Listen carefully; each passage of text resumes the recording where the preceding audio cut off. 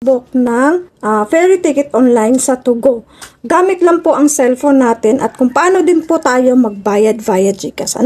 So sa video ito mga lalabs, ituturo ko po sa inyo step by step kung paano po tayo makapag-book ng ferry ticket, no? Okay? So una po natin gagawin ay mag-install po tayo ng Tugo apps sa Play Store o kaya sa Apple Store ninyo. Kagaya po nito, ayan, search na lang yung Tugo apps, lalabas na po ito. Then, gagawa muna tayo ng account. Mag-register muna tayo ng account, kagaya niyan. So, ito po yun. Pag makapag-install na po kayo, ito po yung una nyo makikita sa pinaka-dashboard, no, ng Tugo.